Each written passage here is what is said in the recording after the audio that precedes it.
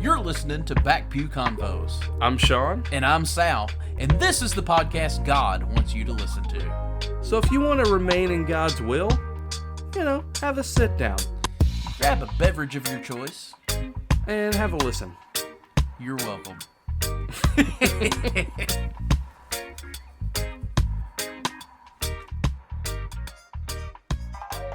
Maybe they said, forget you guys. Forget you. But here we are. We're going. Here we are. We are a-going. We're going. We're going. I just had a cup of We're coffee. doing the things. I had so much coffee today. Ooh. I drank 2 pots of coffee before I got here. 2 pots. Well, like, My that's word. from the time I woke up until now, like all day long, but still. Your heart might stop during the middle of this. No, sir. It's strong. Like your Java? Yeah, man. See. See, hermano. Well, my gosh, you're older today than you was last time we was here, aren't you? Sure enough, but still not as old as you. Oh, well, that's technically true. We're back on the same age, though, as far as years are concerned. Yes. I've completed 37 revolutions around the sun, and have now 37? started my 38th. Oh, okay. I was going to say, I'm pretty sure you're 38 now. Yeah, I'm 38 years old, but Bubba. you know how it goes. You just started your 38th year, so. Right.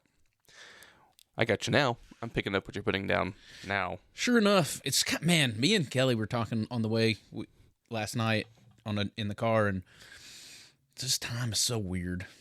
Yeah. Because, like, if you look at it from, like, if you don't think about the day-to-days of it, but you just think about from a macro level, from, like, a high level, you're like, man, I feel like I should be 28, not 38. Like, it's gone by so fast. But then if you, like, think about it from a eye level, you know what I mean? Like, day by day, you're like, it has been actually a really long time. Like, even just think about things that happened 10 years ago, but instead of, like, thinking about them instead of going straight to that event that you're thinking about, think back through the individual days that it took to, and then you're like, oh, yeah, okay, now I see. So it's like, it was both the blink of an eye and a long time at the same time. Like, it's just weird.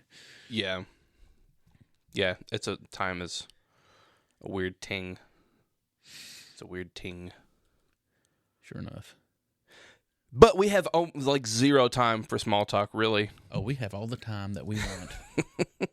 It is currently Time's not even real.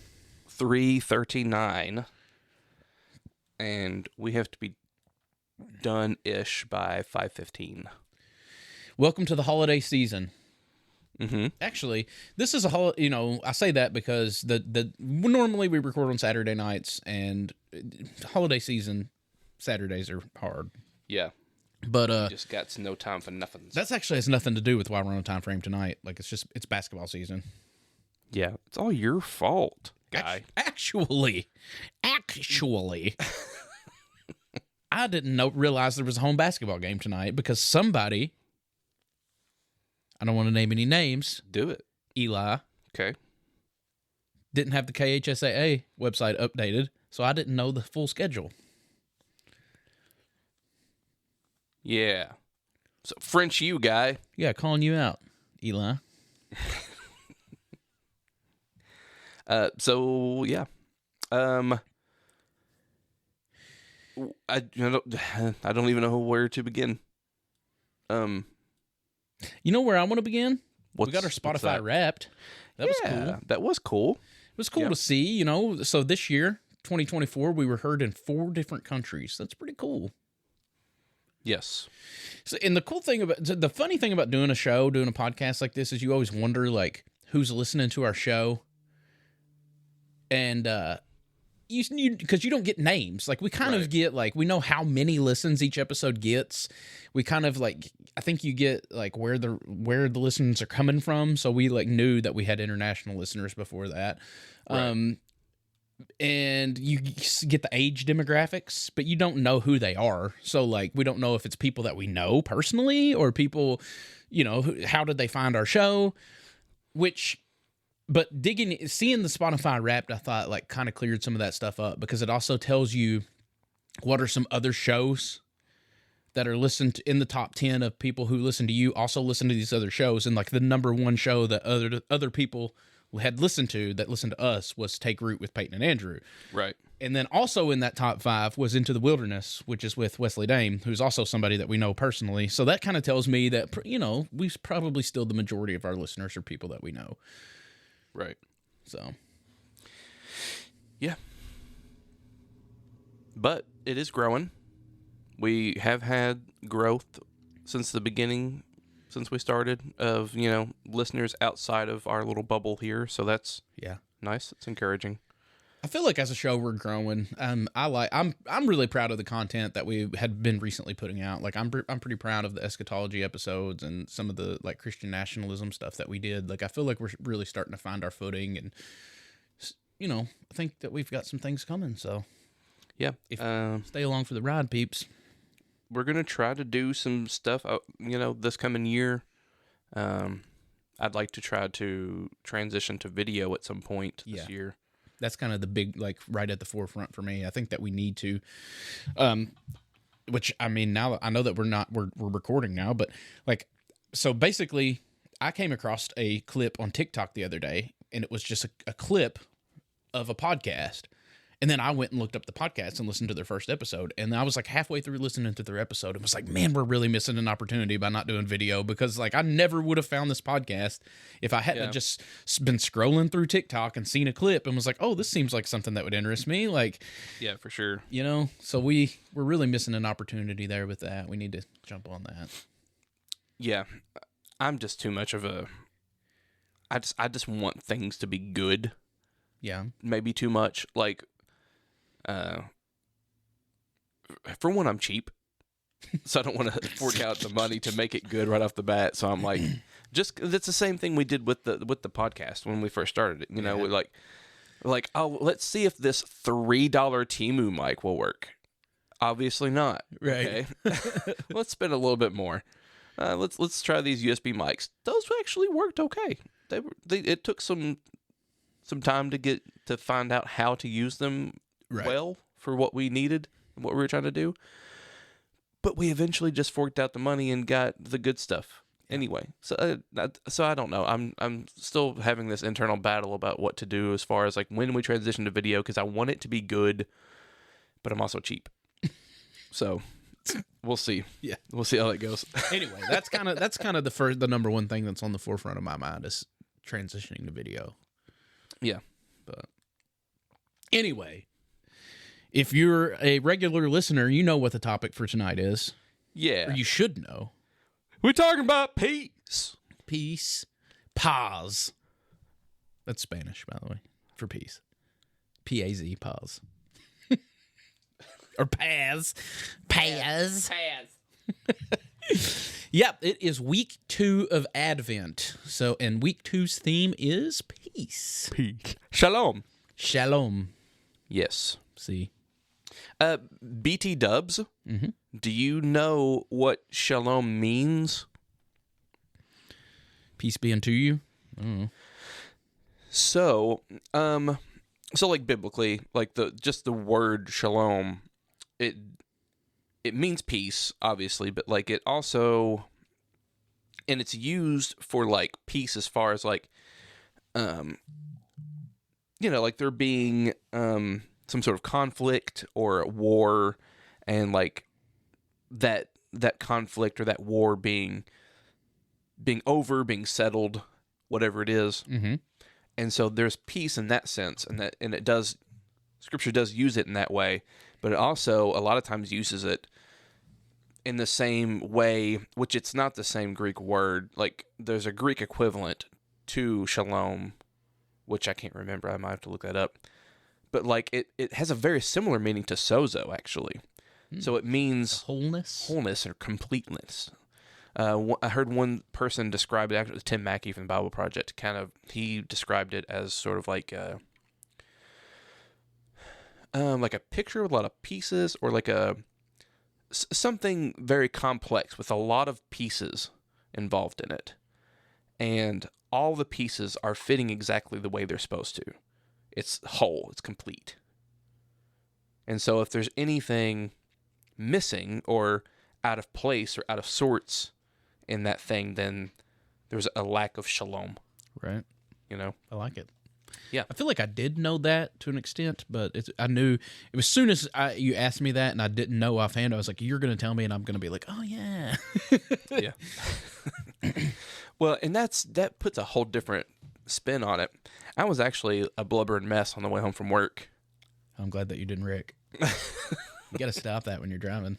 Yeah, sometimes, but it's just so good, man. Like God's actually good, man. Like really good. You think so? Yeah, I think he's really good. Like really good, Yeah, man. And I know that that's really silly, but like sometimes I think we just need to sometimes I think we need those moments where we stop for a second and we it hits us all new again, a fresh revelation. Like it's just of course we all know he's good, but no, man, really, for real, actually good, Yeah, just take a minute to think through how and why, and what makes him good. Sort of like when that is almost sort of equivalent to what I was talking about with time earlier. I think it is really easy to just oh yeah, he's good, without really thinking through each and every one. But if you take a minute and just be mindful of it, you know what I mean, and just think through it, then you're like, oh yeah, yeah, he is good, really good. Yeah. Well, I don't know. That might take us a little off topic, but I was reading. I picked back up Sanctifying Interpretation by Chris Green today. Yeah. I was reading through that, and I don't know, there was some good stuff. So, a lot of the stuff that I read today just kind of caused me to think, and so those moments, I think that's maybe our truest worship is actually in those moments, those little moments like that where we find ourselves in awe, Yeah, for sure. And so when it says that Jesus is the name above every name,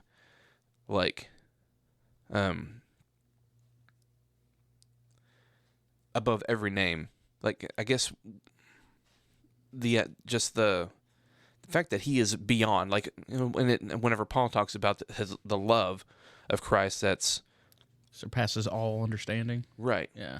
It's higher, wider, deeper, longer than you can ever think or imagine. He prays that we would comprehend it, but he goes on to basically say we're never going to. Right. And so I something to the extent of I pray that you would comprehend the uncomprehendable love of God. Right.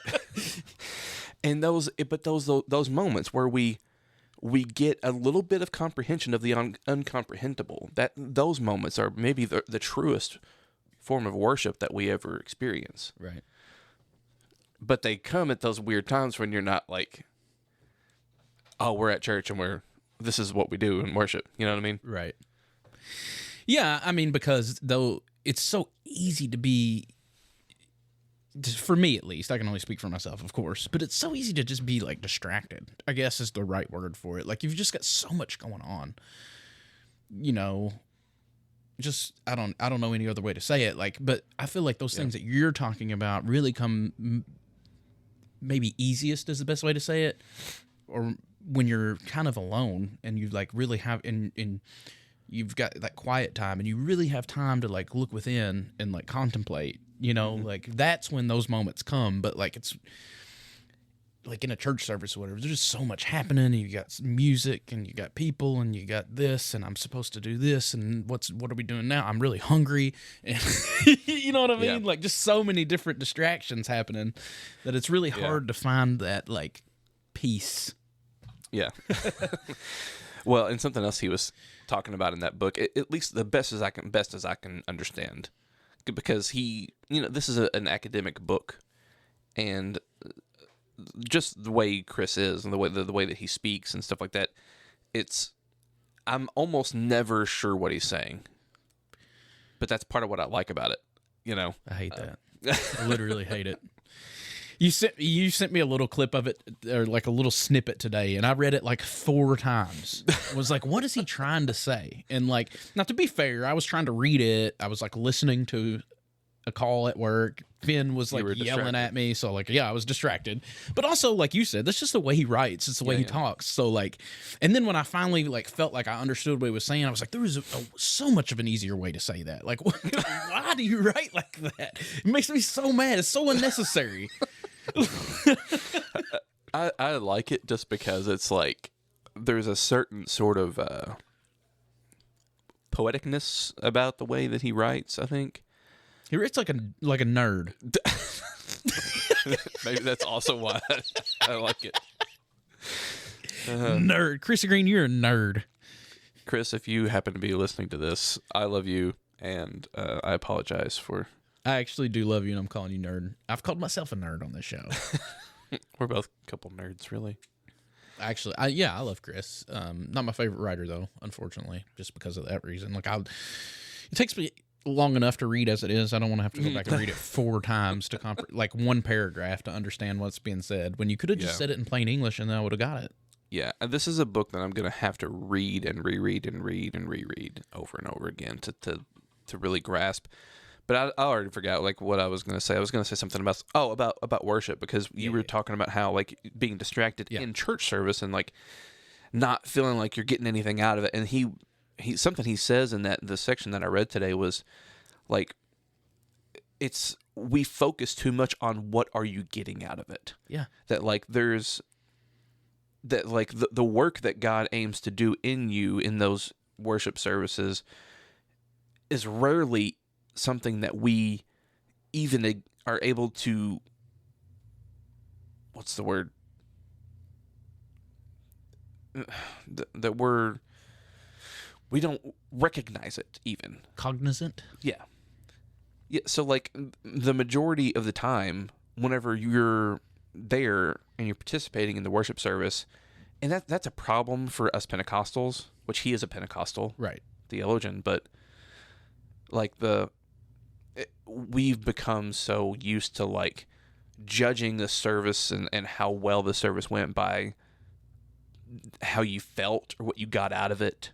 Or what everybody else got out of it. Right. Right? Like, it's really easy to just stand back there in the back and, like, see everybody else go nuts and, like, oh, it was happening today. You know what I mean? Like, everybody else was getting something, you know, something was happening. So. Yeah, and when I said that, I wasn't even critiquing church service at all, or like, you know, it's just, I just think it's inherent with anything that you do where there's a lot going on, you know, like it's not that just quiet, nobody else is around me, like contemplative, like time. It's easy to get distracted. That's all I meant by that. Like, yeah, it was not even, I don't know if it came across that way, but I didn't mean for it to be a critique of it. Oh, yeah. But I don't know if it came across that way or not. That's just what I was just thinking about, because I literally just read about all this stuff with worship and stuff today. So, anywho's, peace, right? Peace. Shalom. Peace I bring upon you. I got a whole mess of scriptures here, but I don't know how we want to go through all of this. How many you think I brought? I think you brought 1/4 of 0 of 1. Yeah, that's exactly right. Yes. Everybody's going to think I just don't read the Bible because I never bring scriptures. Yeah. You backslid. Actually, I've probably read the Bible more this week than I have in a really long time, to be honest. So, put that in your peace pipe and smoke it. Your shalom pipe? So, yeah. I mean, there's just some... I don't know how to even begin to talk about this, you know. I had some scriptures here, like Matthew 5:9, which is, you know, from the Sermon on the Mount, the peacemakers, right? Called the children of God, right? Well, what about in the frame of Advent, which is, let's go back to what is Advent. Right. Advent is what, the season of anticipation, waiting. Waiting. Yeah. So how does peace fit into that?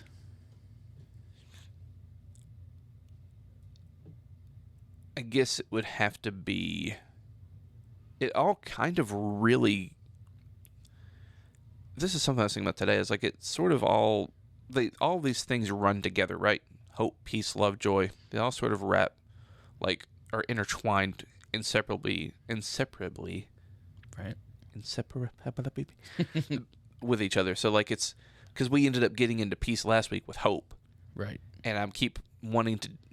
As I'm thinking through this, I'm trying to find a way to speak about peace without hope, and I almost can't because like I think that the reason that we can have peace in the waiting is because of all the things we discussed in the hope Right. episode already. You know. Right. So it's just sort of built upon. Yeah. I don't want to say the foundation of hope because obviously the foundation goes deeper than hope, but Right. found upon the level of hope. Yeah. There's a certain kind of peace that I think wholeness, completeness, that comes from the blessed hope, right? From the good news that comes from the it is finished, right? Right. That gives us.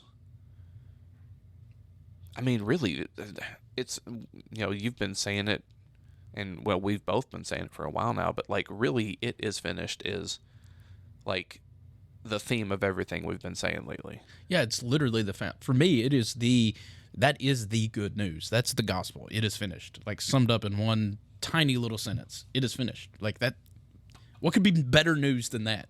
That was the last thing that Jesus uttered before he died. It is finished. Yeah. Whatever it is he came to do, and you could, there's tons of scriptures you can go to. Come to seek and save the lost. Come to do this. Come to do that. Like, whatever it is you think his mission was, it is finished. Yep. So as we're waiting, Israel had the promise that there would be a coming Prince of Peace, right? A Prince of Shalom, right? That would come, a Prince of wholeness and completeness. That there would be one who would come and would, that again, the word Shalom, it also means, restored, whole, complete. And it's not just for, like, this is something that I came across by accident today, but when Jesus says he drives the folks out of the temple, and he says that this is the you've turned my father's house into a house of thieves. Yes, but right before that, he says, "This is a house of prayer, right, for all nations," is actually what the original quote says. So. My father's house is supposed to be a house of prayer, but you've turned into a den of thieves, I think is basically summarizing what he says there. I know he says that in Mark 11. It's in several of the gospel accounts. But that's a quotation from Isaiah 56, and I didn't realize that. I didn't either. But he's quoting Isaiah 56, and if you go and you read Isaiah 56, it's talking about this temple that's for all nations, for everybody, that's open for all people, And this was, a prophecy of, just like Isaiah prophesied of the Prince of Peace, the Prince of Shalom. Jesus calls himself the temple, and we are a home for the temple, and it's for all nations. He is the temple, the house of prayer for all nations, and so are we. Our work is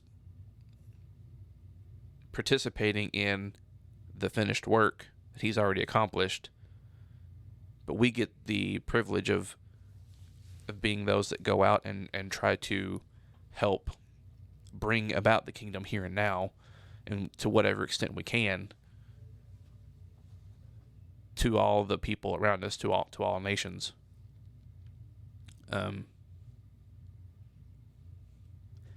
Yeah, but that was something I kind of came across by accident today, was that connection to the house of prayer in Isaiah 56. Yeah. But yeah. Yeah, I think for me, where my mind goes with Advent and peace and how it really is with like what you said earlier, how they are all kind of intertwined together or built upon one another, which it seems like, I mean, I didn't do enough looking into the history of Advent, how it was like decided on what the theme was going to be for what week. I'm sure it had something to do with some sort of council or whatever. But they really are built one upon another, right? Because like you said, it is that, to me, what the piece of Advent represents is that it really is built on that hope of like, it is finished. And that brings peace, because no matter what's going on around us, no matter how bad things appear, how chaotic things appear, it doesn't matter if there's wars and rumors of wars. It doesn't matter. Here's another one we've talked about. It doesn't matter who the president is, whether they're Dem or Rep. It doesn't matter. You know what I mean? Right. It doesn't matter what country's at war with the other country. Like, as far as our ultimate hope, then we know it is finished. And so no matter what's going on around us, no matter how bad things seem to be, we have the hope that all things are going to be made right. Yeah. And that shalom is coming. And so we can find peace in that, right? Like, we live in that shalom now, knowing that shalom is coming. Right. I mean, to me, it's that same thing that I talked about with judging others. Like, we've got to move beyond being able to judge things, not just people, but things and action based upon what we see with our physical eyes. Those of us who are, whatever word you want to use, they're saved or believers or awakened or whatever, like, we should be able to see with our spiritual eyes, like, see through the veil of what we see with just our physical eyes, which sometimes what we see with our physical eyes looks bleak, looks dark, looks like chaos, it looks like hell. Yeah. But we know, if we're looking with our spiritual eyes, we know it is finished, and we should be able to see through what we're seeing with our physical eyes and know it's finished and see glimpses of the finished work. Like, you know what I mean? Like, we should be able to find that in any situation, and that's where our peace comes from. Like, that's where that peace is for me. Yeah. Yeah. What you were just saying there reminded me of something, another thought I had today that's sort of related to that, which is like, I know that like there's, especially, the beginning stages of the deconstruction, and then in the midst of the deconstruction, even in the beginnings of the reconstruction, like, just how do I read scripture well? There was, the thing we've talked about a ton from 2 Corinthians 5, that the veil being removed in Christ. Like, right. There are ways of reading the scripture. Like, there's so much war, so much bloodshed in the Old Testament. Right. This time period where Israel, again, we said it in the last episode, the promise given to Eve is that through her seed, that the head of the serpent would be crushed by a descendant. So this promised Messiah, the one who would save the world, is prophesied of in the very beginning of the book. Yeah, I think that's Genesis chapter 3. So. Yeah. And there's so much war that we read about in Israel's story. And it, at times it seems to be like, depending on how you read it, again, it seems like it's glorifying war. And it seems like it's militaristic at times. But actually, if you pay attention to the details of a lot of those stories, like, and again, we'll get to it in a second. So there's some of these stories. It's like some of the ways in which Israel's told this is how you handle, like, if you're going to war, like the laws and stuff. There's like, did you just build a house? Go home. Did you just get married? Go home. Are you scared? Go home. Like, all these different things that, like, basically dwindling down the number of those that were actually going to go fight to a very small number. That's opposite of militarism. but it's hard to see that Right. a lot of times whenever you're reading the scriptures. And the laws, they were supposed to bind up maybe that's not the word. Like string up the horses, so that they weren't supposed to take the horses for themselves. Right. And they were supposed to burn the chariots. They weren't supposed to take the chariots for themselves. Well, in that time period, horses and chariots, that's how you win a war, man. Right. Like burning the chariots and not taking the horses, stringing up the horses like that, that's a surefire way to make sure you don't win the next fight. Yeah. So there's things like that are easy to overlook, especially when you're reading the Old Testament with that sort of cynicism that I had. Yeah. You overlook those things. And even those things, I mean, and of course, yes, they did actually fight. But even those details like that, I think, show us that God is a God of peace. Has always been a God of peace. Right. And is not militaristic, and we aren't supposed to be militaristic in that way either. But see, reading, you have to have a veil Yeah. lifted in order to read it that way. It's one of the fun things that I'm finding about reading the Bible and scriptures currently is just being able to see it through, it's even things, I've been reading the Bible since I was a child, but just being able to read it through a different lens completely changes what you're reading. And so even if it is something, and sometimes it's hard, man, because we've been so conditioned. I mean, you talked about reading it with the cynicism, but it's not even just that. I mean, that is a part of it too, yes, but it's just, some of it is just so ingrained with us that it's so hard to see it any other way. But then, like, when it's been beaten through your head to read it this way, and you can't see it any other way. After 38 years, you finally see through that veil. Like, man, there's something fun about that, just to put it plainly. Like, there's something exciting about that, fun. Like, you get that revelation, and you see that light, and it just sets something within you on fire all over again. You know what I mean? Like, right? Yeah. That's what the folks say after on the road to Emmaus, whenever they invite him in, and that it's not until they break bread together that they say that they recognize this was Jesus. And they say that not our hearts burn within us, right, as he spoke to us. Right.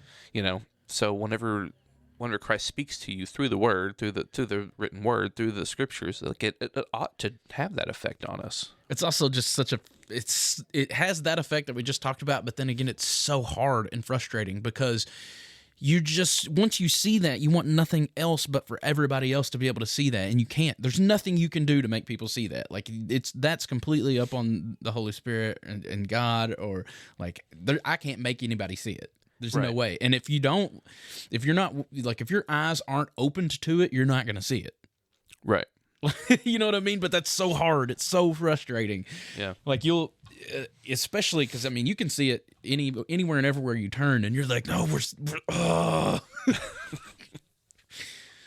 yeah. How do you not see this? But, like, I mean, it took me 30 however many years to see it that way. Like, so that's how they don't see it, Yeah. And I almost wonder, I mean, I don't know, this is sort of getting a little off topic, but I don't know. What I was going to say is I almost wonder if it doesn't take something like what we experienced to do that. I don't think so. I don't think it's a requirement.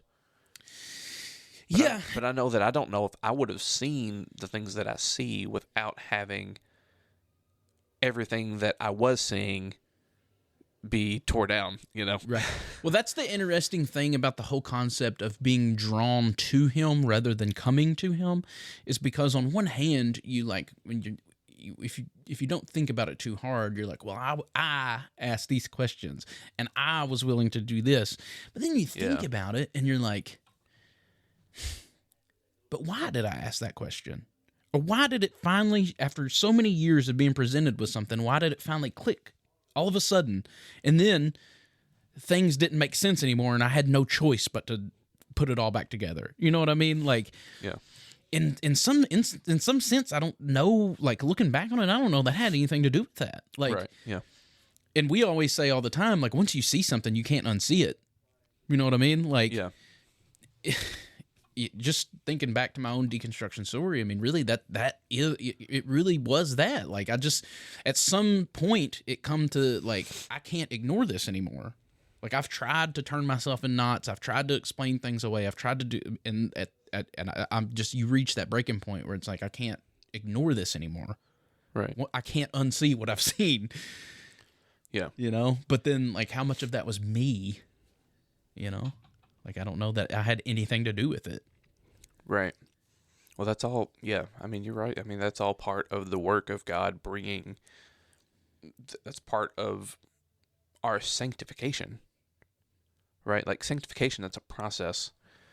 And it's a process that, it takes time, and it is something that, yes, we participate in, but it's God who does the sanctifying. Right. And, we participate in our own sanctification and the sanctification of others in one sense, through our loving them as God told us to love them, and sharing our testimony and things like that, and doing what we're doing right now, like sharing the things that we've seen, Right. and how that also is a participating in bringing sanctification in the process of someone else's sanctification, whoever's listening. Whether it's and I'm not saying that we're right about everything. What I'm saying is like maybe part of the sanctification and process for you is that you hear what we're saying and think we're full of crap. Yeah. Who knows? But right. Well, that's something actually. I mean, now we probably are getting off track, but that's something that I've actually recently experienced because I've been, reading books or coming across like a video or what, even for like class. This is like the Global Grace Seminary that I take classes for is I mean most people would consider that pretty progressive in their theology. It's completely grace based. But there's even today I watched a video and I was like, yeah, I'm not on board with this. Like I don't think I buy this. You know what I mean? And yeah, but it's like I guess I've moved past having to agree with everything that I read or hear. Like I'm still able to glean stuff out of it, and even like I still want to learn the stuff because like just because I don't agree with it now doesn't mean it's not right. And maybe I can there's something in there that I can retain that's going to help me grow. Like that's going to. Yeah. I just think, when I'm listening to what you were saying there, it just reminds me of like something that I'd said previously about fruit, right? And the fruit of the Spirit. I'm not in the mind of an apple tree, but I don't think an apple tree is like, oh, I need to really try hard to grow this apple. Like, it just, grow this apple. Like, no, it just happens. Like, you put it in the right soil, it's planted in the right place, it gets the sunlight, which it's not responsible for getting, obviously. The sunlight comes down on it, gets rain, which it's not responsible for providing its own rain. Right. And then the fruit appears. Like, I think once something takes root within you that's real, it's going to bear fruit. Like, there's nothing that you can do about it. That has nothing to do with you. It's that seed being planted within you. Like, yeah, the apple tree didn't even have a say in what kind of soil it was planted in. No. Which that's an interesting thing. Yeah. Think about. But I mean, I think there's obviously no analogy is perfect, right? Because I do think that to an extent, you probably do have an ability to reject seed. Yeah.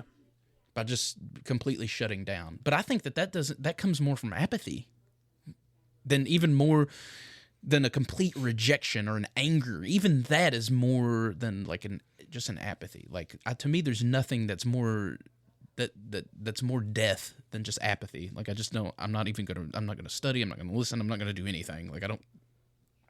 You know what I mean? Yeah. Then there's no growth. Nothing happens. Right. But anyway. Yeah. So peace. Yeah. I don't know. I don't know if, I mean, I think it's okay. I think it's okay that we kind of did the same thing with the Hope episode. It's like we couldn't find a way to get to it. Yeah. You know, we had other things that we want to talk about, but I think it's okay. Well, I think that the thing about peace is that the things that we're talking about bring peace. Yeah. In a way. You Right, know what I yeah, mean? yeah. Like what else can you say about peace? Like, I can't make peace, and I can't pretend to be at peace. Like that, to go back to the fruit analogy, like I can't just pretend to be peace. I can't, like, that to me, that kind of peace, that shalom peace, that whole peace only comes about through that hope. Again, they're built on top of each other. It is finished. Like, again, being able to see the finished product, see through, even despite what we see with our physical eyes. Yeah. That's where that peace comes in. So it's all intertwined together. Like, Yeah. Well, so I had some stuff that kind of came to mind today as I was thinking through peace, and one of them was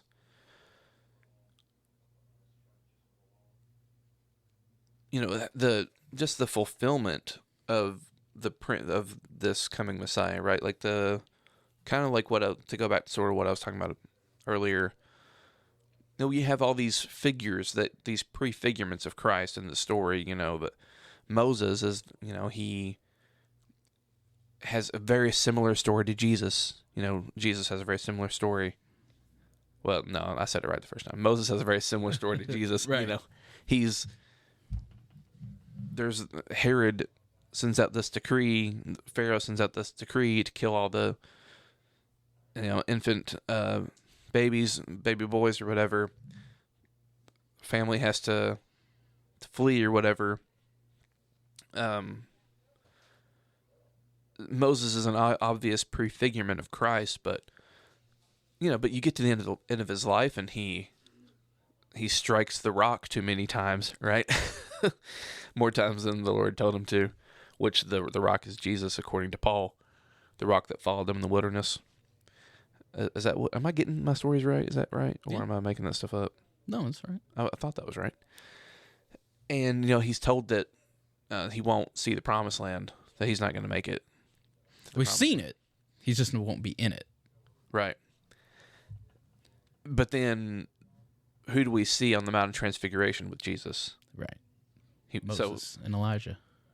So he does make it, just not in the time frame that he thought, perhaps. Right. However, time even works in that scenario. Right. But yeah, because I've heard the whole theory, right, about like that was a place where timelines merged or overlapped, and like they, you know what I mean, like what I'm trying to say, like they were actually on the mountain at the same time, but yet at different times because it was like timelines overlapping, which is pretty trippy to think about. But yeah, which the mountain that Jesus was on, that is in the promised land. That is in, right. So he made it in some way, somehow, but anyway, but Moses fails, and Abraham, he fails. Noah fails. It's like the whole story is like, all right, we have this promised one who would crush the head of the serpent, this one who would bring shalom. Right. The one who would make everything right, the one who would take all the pieces that are out of order and broken and heal all those pieces and restore them to the right proper place and bring this completeness, this wholeness to all of creation. This who is it going to be? It wasn't Moses, it wasn't Noah, it wasn't Abraham. What about David? No, it wasn't David. Solomon? No, not Solomon either. And it's like you get this whole process of waiting, for this peace to come, and then you have Jesus, and all along the way you have all these promises and these little hints of like who this person would be. And one of the things that I wrote down was David. You know, David killed tons of people. Yeah. He was a man of war, you know. And what does God say to David towards the end of his life? That he can't build the temple because he shed too much blood? Right. The Lord wanted a man of peace. One who doesn't shed the blood of his enemies to build this temple. And David had shed too much blood. Not too much. I think it's just you shed much blood. So it's not even like too much, because too much would imply that like you should have. It's okay to shed some. Right. There's a limit though. You crossed the line, buddy. No, but that's we only asked for 100 foreskins, and you brought 200. Like, you crossed the line, buddy. Right. Let me pull that one up actually and read that one real quick. It's from First Chronicles, I believe, is what I got in my notes here. Yeah. 22. What I love about what you were saying while you're looking that up, what I love about what you were saying about Moses actually like being told he's not. So like if we're just looking at it through our physical eyes, Moses never made it to the promised land, right? He died. Yeah. But being able to look through what we can see with our physical eyes to the it is finished. Looking with our spiritual eyes, we see he made it. Yeah. Like he did make it. It didn't look like what we thought it would look like. Yeah. If you look with your physical eyes all around you and all you see is chaos and hell, but you got to be able to look through that. Yeah. To see that it is finished. That's our Right. hope, which leads us to our peace. Yeah. So yeah, I'm going to start in verse 7. This is 1 Chronicles 22, verse 7 says, David said to Solomon, My son, I had planned to build a house to the name of the Lord my God. But the word of the Lord came to me, saying, You have shed much blood and waged great wars. You shall not build a house to my name, because you have shed so much blood in my sight on the earth. So it wasn't that he shed too much, it was that he shed so much blood. Like he waged great wars. And because of this, the word of the Lord tells him, like, you won't build a house to my name because of this. And so I guess what I'm trying to point out here is like, that's something you could easily read over and not see the Jesus there. But we know the Prince of Peace, he is the one who he is the temple, right? Right. He said, if you destroy this temple, I'll rebuild it in 3 days, talking about his own body. You know, he is the temple, and he is the one, because it says, you shall not build a house to my name. He has the name that's above every name.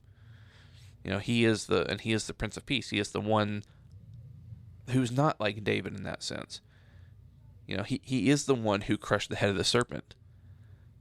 But he didn't and won't accomplish that by shedding blood. It's actually the complete opposite, right? Because where David shed blood, Mm-hmm. Jesus allowed his blood to be shed. Exactly. So it's not just that. It's literally, again, we talk about it, at least it comes up once every single episode. It's so upside down. It's the upside downness of it. Yeah. It's just the complete opposite of what you think. He's not shedding much blood. He had much blood shed. Right. And Colossians 1. Let me read that one real quick. See if I can find it quickly. You know what's the phones and the Kindles make this so much easier. Can you imagine trying to record a podcast while flipping through all the pages of an actual physical Bible? No, that would be terrible. Sword drills, like who can get there fastest. Yeah. This doesn't look right. I know, let's... I got a new What's in Bible, here? by the way. Did you? Yeah, it's a Santa Biblia. Oh, yeah. I got a Kale told Spanish. me about that. Kelly's mom and dad got it for me for my birthday. Oh yeah, here we go.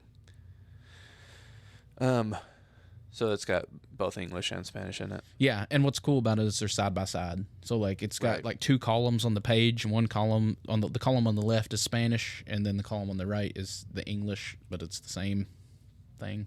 So it's pretty cool. Yeah. So I'm ready for Honduras. Yeesh. I don't even know where to begin. This whole chapter No, is the whole book. fantastic. Colossians? Yeah, the whole the whole book. The whole book is fantastic. Yeah.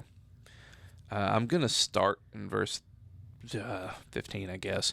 He is the image of the invisible God, the firstborn of all creation. For in him all things in heaven and on earth were created, things visible and invisible, whether thrones or dominions or rulers or powers. All things have been created through him and for him.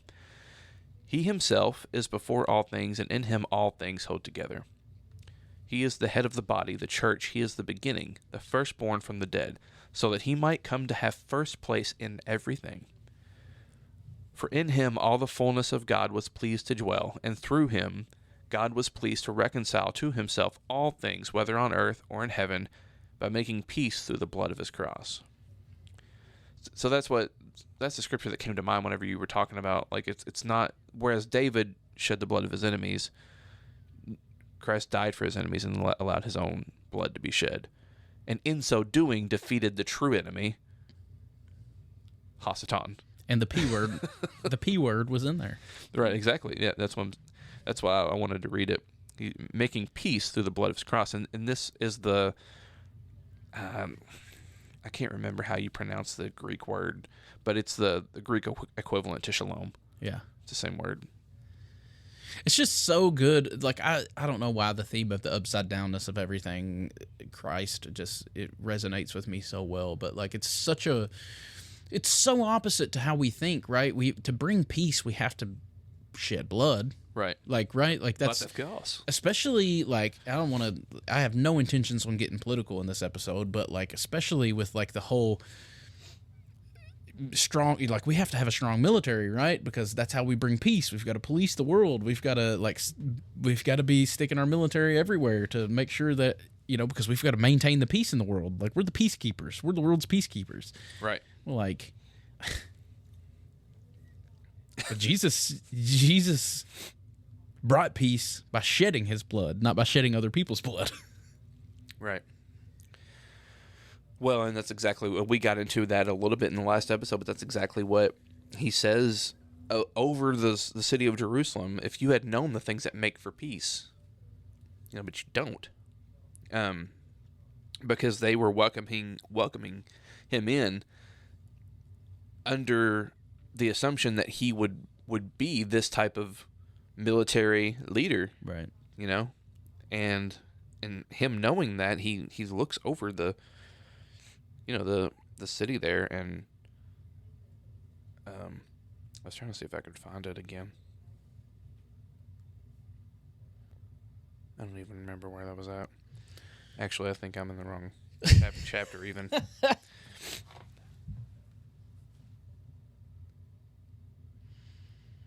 Well, I did a terrible job for you there filling in air. Yeah, anyway. You're welcome. Where was that at? Do you remember? I know it's towards the end of Luke. I don't remember the specific, maybe 19? I don't know.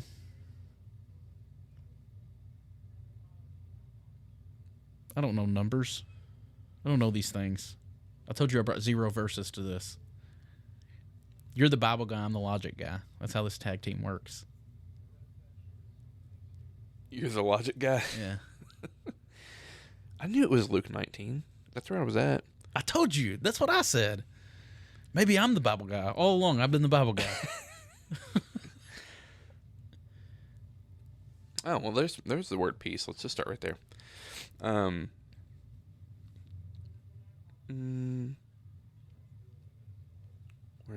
Well, that's going to be just all out of context. Never mind. Let's not start there. So they are welcoming him into the city. You start in verse 28, and this is Jesus' triumphal entry into Jerusalem. And they're waving the palm branches and all the stuff, and he rides in on a colt and not the war horse, and the donkey or whatever. Donkey. And they're welcoming him in, thinking that he's going to be this war hero, this military, this king that would establish peace through military might. Right. And it says, as he came near and saw the city, he wept over it, saying, if you, even you, had only recognized on this day the things that make for peace, but now they are hidden from your eyes. Indeed, the days will come upon you when your enemies will set up ramparts around you and surround you and hem you in on every side. They will crush you to the ground, you and your children with you. And they will not leave within you one stone upon another, because you did not recognize the time of your visitation from God. So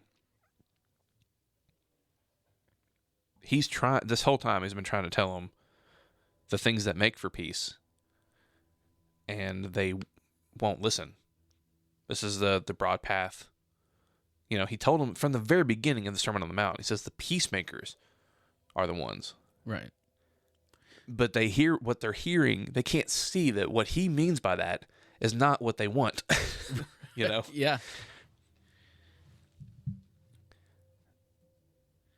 I don't know. It's all. I didn't have a lot of these scriptures pulled up ahead of time, so I'm gonna have to do some editing apparently. But anyway, I've got a whole mess of scriptures. It really shouldn't be that hard to edit, because there was just one big long pause in there. Find the big pause, cut it out, you're good to go. Yeah. Piece of cake, brother. I don't think I want to read anymore. Look them up yourself. I am going to read some of these off. Some of the ones that I took note of, which is Romans 5:1, Philippians 4:6-7, Luke 2. What? I don't know. Maybe the Luke ones maybe we should read. Luke 2:13-14, Isaiah 9:6, John 14:27, Romans 15:13 and 16:20, and Matthew 5:9. I already said the Matthew 5:9 earlier. But those are just some of the scriptures that I came across and wrote down in my sort of the study that I did for Advent for peace.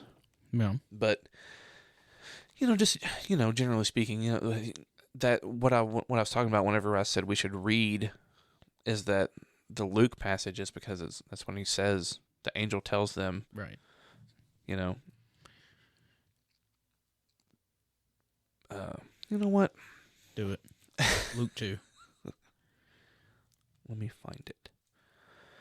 Uno momento por favor. What are you doing, Sean? Yeah, what are you doing? Luke 2. Get it together, bruh. Well, I pulled up my phone to get the messages. I saw a text message as I was pulling up my phone to get the scripture. So you got distracted. I got distracted for sure. That's what good cell phones are for you. Big distraction. Big stankin' one. You know what? Let's just read the story real quick. It's just a couple verses here. In that region there were shepherds living in the fields, keeping watch over their flock by night. Then an angel of the Lord stood before them. The glory of the Lord shone around them. I always want to say round about them. Because KJV style? Yeah. And they were terrified. But the angel said to them, do not be afraid. For see, I am bringing you good news of great joy for all the people. All? How many? All of them. Oh, okay. All people. All means all. Yep. To you is born this day in the city of David a Savior, who is the Messiah, the Lord. This will be a sign for you. You will find a child wrapped in bands of cloth and lying in a manger. And suddenly there was with the angel a multitude of the heavenly host, praising God and saying, glory to God in the highest heaven, and on earth peace among those whom he favors. So, they're singing peace on earth. Like peace is here. Peace has arrived. Right. Shalom has arrived. This one, the Prince of Peace, the one who would establish peace and bring anything in all of creation, anything that is out of sorts in all of creation will be brought back into its proper place. Will shalom, wholeness, completion, sozo, right? All of these things have arrived. This is the arrival in Luke's gospel. This thing that we're waiting on, this season that we're in right now, that we're waiting for this coming one, as we're waiting for the celebration of his birth,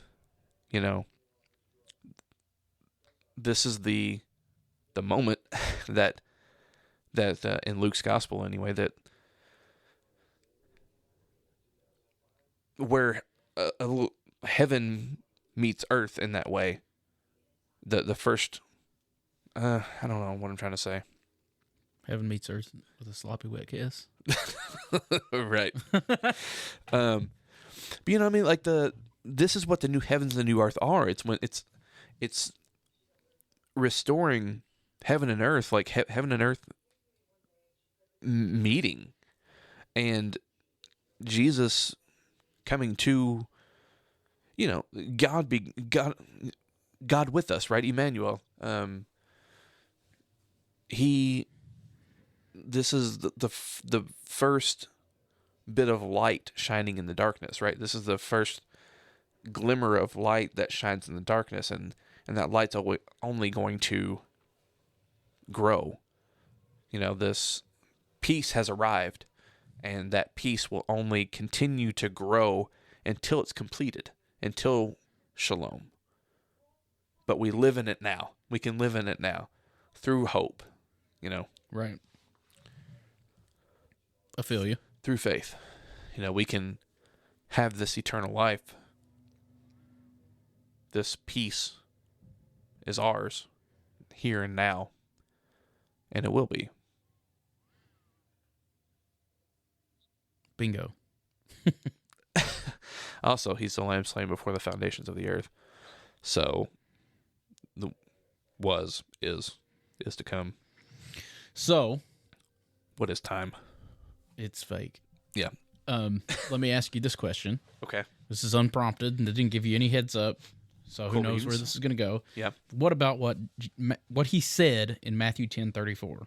Mm-hmm. Jesus said, "Do not think that I have come to bring peace to earth. I have not come to bring peace, but a sword." Yeah. How do we explain that? I think my initial thought, which here's something that I've come to think about lately, which is like, I'm pretty sure, well, I don't know. This is something I've just been thinking about. What I've been thinking about is like, usually your first reaction is wrong. Mm-hmm. But my first reaction when you hear that is, that's a contradiction. My first reaction when I hear that is, what are you talking about, Jesus? You're the peace guy. I think, and you literally just read that the angel said he was bringing peace to earth, but then out of his own mouth in Matthew, he says, "Think not I've come to bring peace, but a sword." Yeah. And what he's talking about there, it's been a while since I've read that in context. Yeah. But I think what he's talking about there is how, following this path, to follow Jesus, it will bring division. Yeah. Well, that is kind of, so to give a little bit of context, because it kind of starts, of course we know that the scriptures didn't originally have breaks or verses. The one I'm reading here has a stop between 33 and 34, and I think it's a pretty good place for a stop. It kind of makes sense. It seems like he's changing direction there. So, but 34, "Do not think I've come to bring peace to earth. I have not come to bring peace, but a sword. For I have come to set a man against his father, and a daughter against her mother, and a daughter-in-law against her mother-in-law, and one's foes will be members of one's own household. Whoever loves father or mother more than me is not worthy of me, and whoever loves son or daughter more than me is not worthy of me, and whoever does not take up the cross and follow me is not worthy of me. Those who find their life will lose it. Those who lose their life for my sake will find it." Yeah. See, I think for me, I read that sort of in the light that I tend to read the prophets now, which is like the prophets will say something to the, I don't have an example pulled up in front of me, but they're like, essentially this terrible destruction and death and blah, blah, blah is going to come to pass because of this. God's going to bring his burning wrath against you and end up murdering all these people. And if you read that literally, it sounds like God's a bloodthirsty monster. But what I think they're actually saying is like, I can see, as the prophet, I can see the path that we're headed on. And if you don't change your ways, this is what's going to happen. And they're putting this very vivid language in it because that's what gets people to pay attention to it. But it's not so much that like God's a monster. If you don't do this, he's going to kill people. Like it's more so of like, again, seeing not with the physical eyes, but the spiritual eyes. I can see through what's happening here, and I know where this path leads. I know where the broad road leads. It leads to destruction. I can see this. There's going to be death. There's going to be pestilence. There's going to be famine. All these things are coming down the pike. Not because God like preordains it or wants to punish you, but because that's the path that you've said. You've chosen this path, and that's what we're on. And I tend to read this here in Matthew 10 the same way, where I don't think that Jesus is saying, I'm intentionally trying to cause divisions, and I want people to be divided. I think what he has the eyes of a prophet to see, like, people aren't going to like, because he kind of ends up by saying, like, those who you have to take up your cross, and those who find their life will lose it, and those who lose their life for my sake will find it. Well, he knows that people are clinging to that life. Like, there is nothing that people cling to like they cling to their own life. Me, mine, and mine.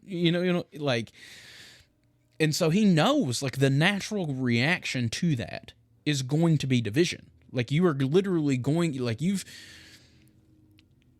when you're preaching the message of the narrow way, when you're living more even though than preaching, when you're living the message of the narrow way, there are going to be people who resist that because it's hard. It's painful.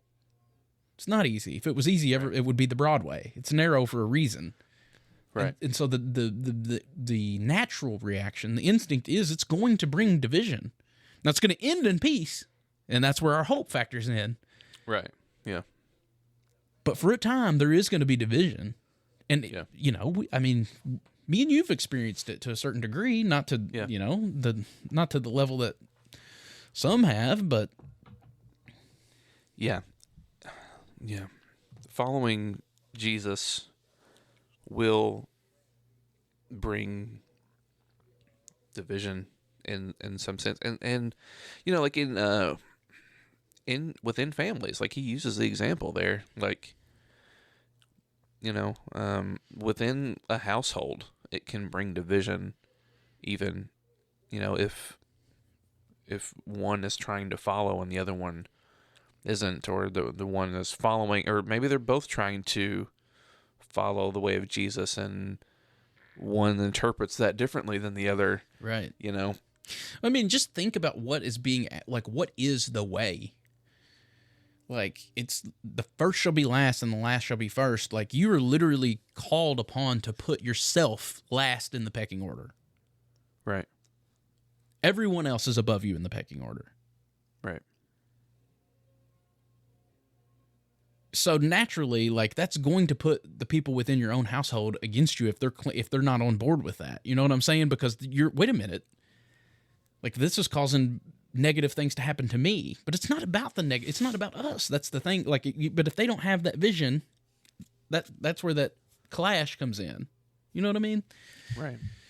It's kind of the same thing that what we were talking about, even politically, like, with like that example that we used of immigration. Like, it's very possible that doing some atrocious things to immigrants is the best thing for the country as a whole. But is it better for those people? Because we're called to put ourselves last. Like, it's the same thing. You know what I mean? That's just on a country level instead of a household level. But it's the same principle that I'm trying to get across. And that does bring division when you get to talking about them things. So. Well, I mean, but that helps you to see, like, it's on a macro level rather than just like an individual family. But you can go individual family, you can go churches, you can go countries, you can go, any different degree that you want to go to with that, but the principle applies all the same. It's the same thing. So, yeah. Yeah.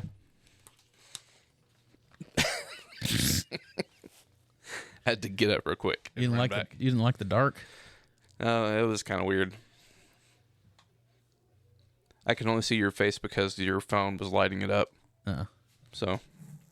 Light it up, up, up. Light it up, up, up. Light it up, up, up. I'm on fire. Speaking of fire, it's funny. I knew that we would probably bring that scripture up. But today I was talking about something else. We were talking about something else I messaged you about earlier today, having to do with the church at large. Yeah. And I came across this scripture, and it's actually said right before Luke's account. Luke saying of Jesus saying this thing about bringing division. Yeah. So this is Luke 12:49. It says, I came to bring fire to the earth, and how I wish it were already kindled. I have a baptism with which to be baptized, and what stress I am under until it is completed. Do you think that I have come to bring peace to the earth? No, I tell you, but rather division. From now on, 5 in one household will be divided, 3 against 2, 2 against 3. They will be divided, father against son, son against father, mother against daughter, daughter against mother, mother-in-law against her daughter-in-law, daughter-in-law against her mother-in-law. And this is all said right after Jesus tells this parable of the faithful and the unfaithful servant, which is kind of goes right along with what we're talking about, being faithful, right? But anyway, I don't know if I want to go into all that, but as far as like why I sent you that today, that's a whole episode in and of itself. But. Yeah.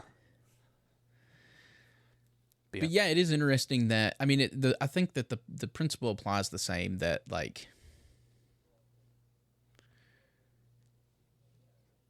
although the end result is peace, the path to that end result, not because of God, but because of our choosing, I would argue, at least the way I currently can conceptualize it, is a rocky one. It's maybe not a peaceful trip all the time, because we choose for it not to be a peaceful trip, because we choose violence, because we choose ourselves, we choose our ego, we choose our individualism instead of the collective, instead of what's better for everyone involved. For the community, you know what I mean? Like, yep. And so, yeah, while we have that hope that all things are going to be made right, and even more than that, we have the hope that it is finished, that it's already made right. But we're making it hard, man. We're not making it easy. Might feel like a hellish experience. Some would say. Or like a fire being kindled. Right. Or like a baptism of fire. I mean, a baptism, to your point, is a death, right? That's what it's supposed to symbolize, is a death and resurrection. Right. Yeah, to be reborn, you have to first die. Yeah. Right. The old has passed away, the new has come. And that's not always a pleasant experience. Yeah. The end result, sure. The resurrection portion, sure. The process of that old passing away, old habits die hard, right? Yeah, exactly. So the saying goes. The old me doesn't want to give up. The old man, right? The ancient man, the Adam in me don't want to go down without a fight. Right. Absolutely. But he's already been killed. Yeah. He's dead. I just got to believe it. Live it. Step into it. See it. And you know what? Recognize that as I'm waiting for the fulfillment of that, just recognize that it is finished, but also have hope and have peace. as I'm waiting for the fulfillment of that. Right. You know, because like it is finished, but you know, as far as like for us here and now in this space and in this time, I know that I don't see it. What I see is my Adamness Right. showing itself all the time, Right. rather than my Christness, my Christ-likeness. So I'm waiting on that. And that's what I'm saying with, like, you know, what I said at the beginning about trying to see through what you see with your physical eyes. You know what I mean? Because what we see is that Adam showing his face. What we see isn't peace, but it's chaos. You know, what we see is war. What we see is people that we love getting sick and dying. Right. People that we've prayed for. Right. People that we dipped in the water. Yeah. That's our lived experience. That's what we see with our physical eyes. And yet, we know it is finished. So we have that peace. Because even though we don't see it, even though it doesn't seem like it, even though sometimes I feel low, sometimes, you know, like, I've got to be able to see through that too. That, do you believe it? Jesus used his dying breath to say it is finished. Do you believe it? That's what it comes down to me. Like, do you think he wasted his dying breath? Or do you believe it? Right. And if you truly believe it, how could you not have peace? Exactly. The peace that he gives, not the peace the world gives. That's what. Yeah. He said that to his disciples, that my peace I give to you, not as the world gives. Because you look around the world, you're not sensing a lot of peace. Right. Now, the key is how you get there all the time, because I'm still learning that one. I haven't figured that one out yet, you know, because it's easy for me to say that now. Like, I'm going through a period in my life where, you know, I just recently got a new job. I started on Monday, like, and it's going to bring more income to my house, and I'm healthy, and my wife's healthy, and my son's healthy, and, like, you know, it's almost Christmas time, and things are good. It's easy for me to say that now, but, like, what happens if I get a bad diagnosis from the doctor? Or, like, can I still see that? You know what I mean? Like, it's just, we're exercising that gift of being able to see with my spiritual eyes through that to the it is finished. You know what I mean? Like, being able to, that's the key, I think. It's just trying to always be able to see it, not just in the good times, but. Yeah, believing that Christ has defeated death in all of its forms. Even though we can't, even that all things are subjected to him, even though for now we can't see that again. We say that all the time. Or I say that all the time, going back to the Hebrews passage. You know, all things have been subjected to him, but we don't see that. But we do see him. We do see him and what he did and who he is. And for now, that has to be enough. Yeah. And ultimately, is it that faith, right? Yeah. I know that it's Paul wrote somewhere, like, if you don't have to have hope or faith for things that you can see. Right, yeah. Right? I think we may have read that one last week. Yeah. Yeah. So, I mean, that's where faith comes in. That's what faith is. Like, that's the very thing it is. And hope is the substance of things hoped for, or faith is. Yeah. Yeah. So, in this season of waiting, as we await the arrival of Christ, the Prince of Peace,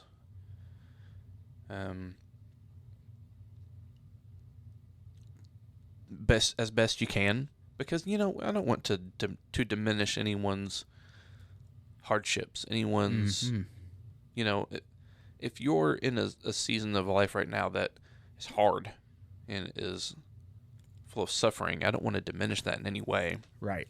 But I do want to speak life to that. Right. And say that as best you can, try to remain cognizant of the fact that it is finished. Yes. That peace on earth has come. Like, that everything within your life that may seem broken or out of sorts, that peace is on the way.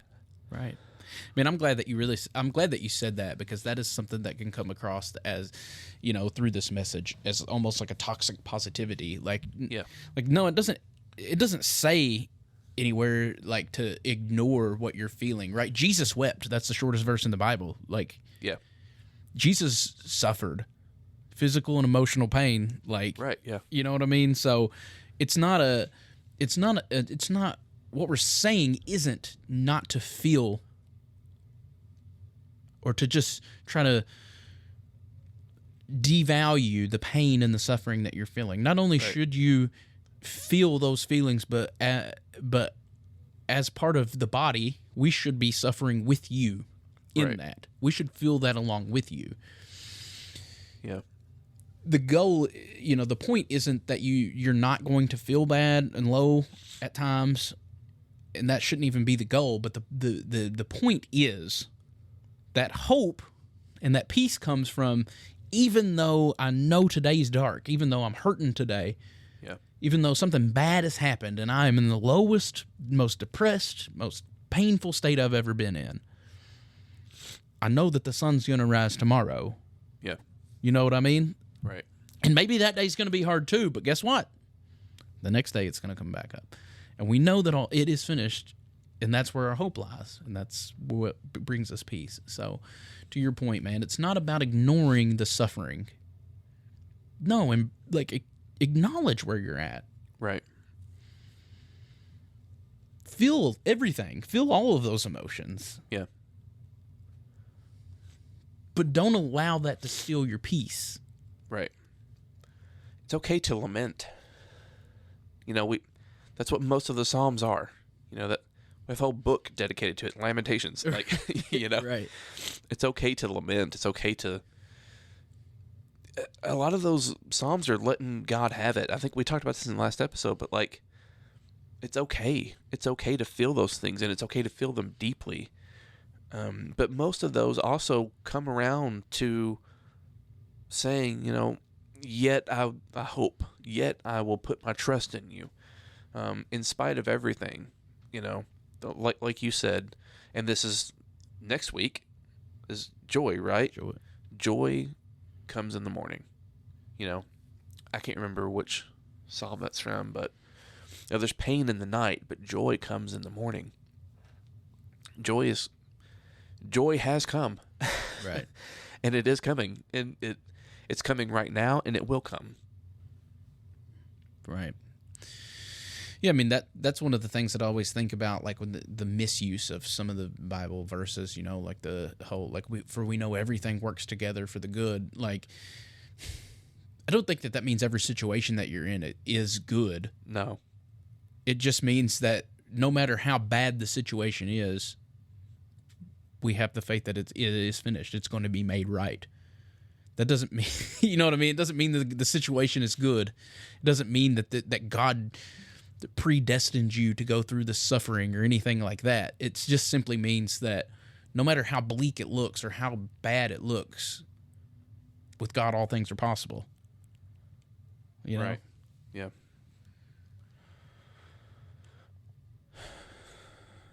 Well, I thought about reading a psalm actually as we wrap up. Yeah. I don't know. Yeah, we're up on our time limit, so. Yeah, let me read this. This is Psalm 30. All right, let's do it. Let's read this and then let's call her good. This is a psalm, a song at the dedication of the temple of David. I will extol you, O Lord, for you have drawn me up and did not let my foes rejoice over me. O Lord my God, I cried to you for help, and you have healed me.